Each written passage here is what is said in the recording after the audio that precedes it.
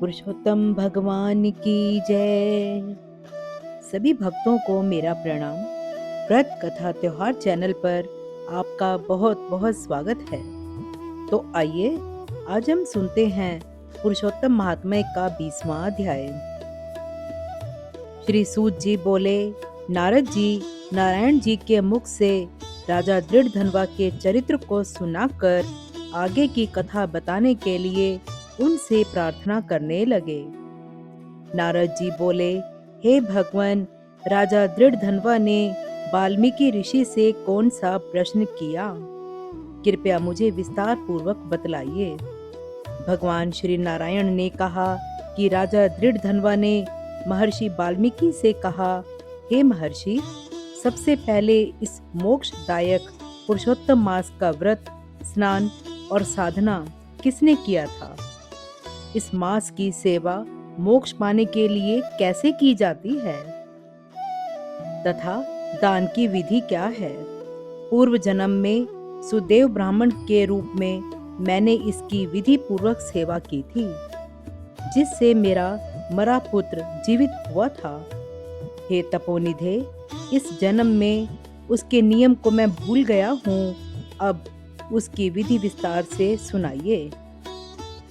वाल्मीकि जी बोले, इस मास के प्रथम दिन से ही प्रातःकाल उठकर ब्रह्म को स्मरण करते हुए एक बड़ा सा जल पात्र लेकर नैऋत्य दिशा की ओर जावें।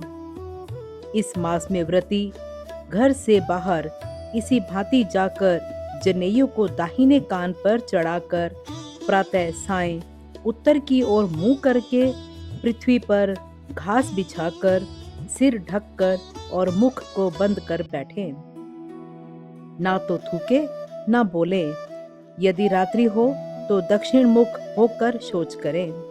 तदंतर शुद्ध मिट्टी से 1 बार लिंग और 5 बार गुदा को धोवें तथा 3 बार बायां हाथ व 10 बार दोनों हाथ मिलाकर मिट्टी से शुद्ध करें।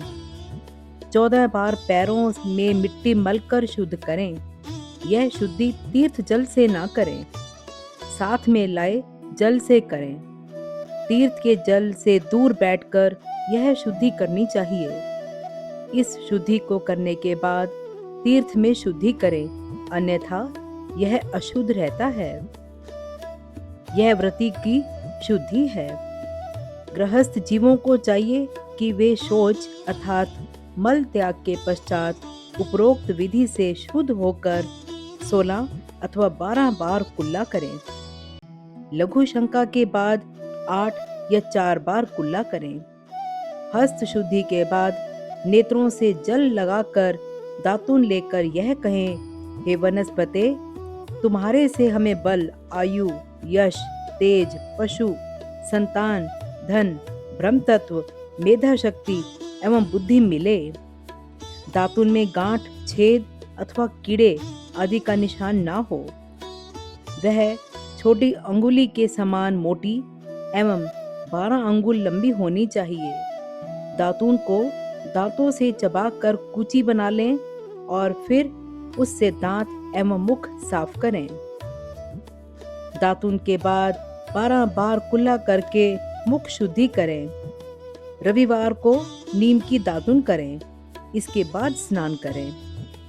समुद्र में मिलने वाली नदियों का स्नान उत्तम तथा तालाब, कुआं, बावड़ी का मध्यम कहा गया है।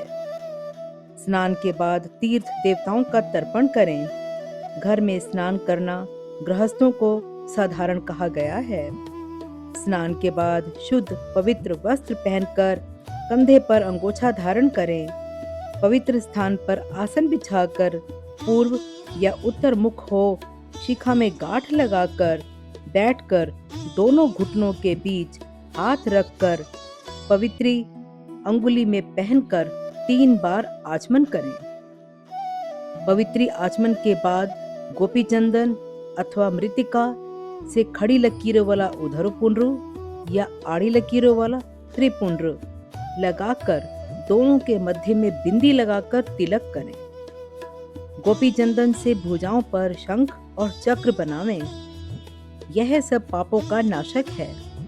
जिसके शरीर में शंख चक्र आदि दिखते हैं वह मनुष्य केवल मरण धर्मी ही नहीं, भगवान का शरीर होता है।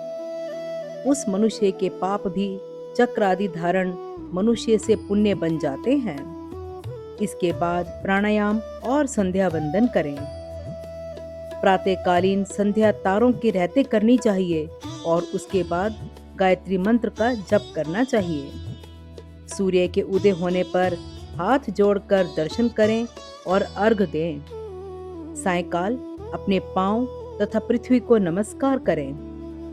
दिन भर की कमी के लिए यस्य स्मृतत्य मंत्र बोलकर क्षमा मांगें।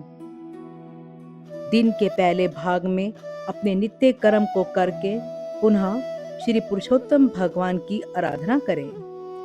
पुरुषोत्तम मास में भगवान की पूजा की विधि बतलाते हुए महर्षि वाल्मीकि ने आगे कहा, हे राजन, लिपि पुती भूमि पूजन में मन और वाणी को वश में करके एक चौकोर या गोल मंडप बनाएं। चौकी पर चावलों से अष्टदल कमल बनाकर उस पर सोने, चांदी, तांबे अथवा मिट्टी का कलश शुद्ध जल से भर कर रखें। कलश के स्थापन के बाद उसमें तीर्थों का आह्वान करें। तदंतर गंध, पुष्प, धूप, दीप से मंत्र बोलता हुआ पूजन करें। उसके ऊपर वस्त्र से ढका तांबे का पात्र रखें, जिस पर श्री राधा कृष्ण की स्वर्ण प्रतिमाएं स्थापित करके उनका पूजन करें। पुरुषोत्तम मास के देवता पुरुषोत्तम भगवान श्री कृष्ण स्वयं ही हैं। इस मास में पुरुषोत्तम भगवान का पूजन परम कर्तव्य है। मनुष्य को बार बार ग्राम, धन, पुत्र, घर आदि तो प्राप्त हो जाते हैं, किंतु यह देह फिर नहीं मिलती। इसीलिए इसकी धर्म के लिए रक्षा करें।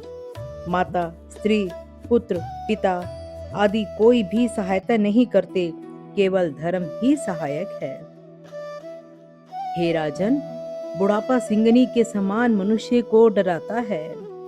रोग और व्याधि आदि पूर्व शत्रु हैं। आयु फूटे बर्तन में पानी सदृश प्रतिदिन शनय शनय कम होती रहती है। यह लक्ष्मी लहर के समान चंचल है।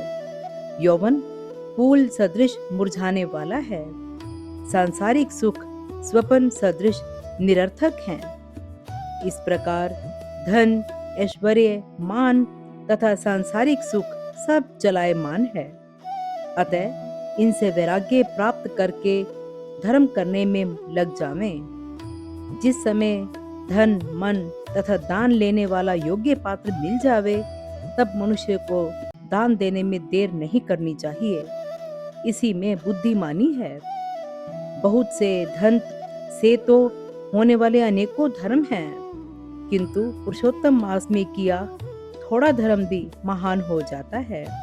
स्नान, दान और भगवत कथा में बैठकर भगवान का मनन करते रहना चाहिए। केवल इतना किया धर्म भी बड़े भारी दुख से मनुष्य को बचा लेता है।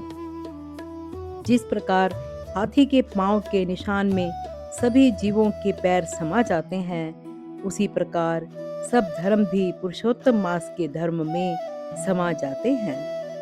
श्री गंगा जी की समानता कोई भी नदी, कल्प वृक्ष की समानता अन्य वृक्ष और वेदों की समानता सभी शास्त्र भी मिलकर जिस प्रकार नहीं कर सकते, उसी प्रकार कोई अन्य महीना पुरुषोत्तम मास की समानता नहीं कर सकता। पुरुषोत्तम मास के देवता स्वयं भगवान पुरुषोत्तम हैं। इसीलिए श्रद्धा भक्ति से इसका पालन अवश्य करना चाहिए। इति श्री पुरुषोत्तम मास महात्म्य दृढ़धन्वोपाख्याने आयने कथनम नामे 20तमो अध्याय समाप्तम्।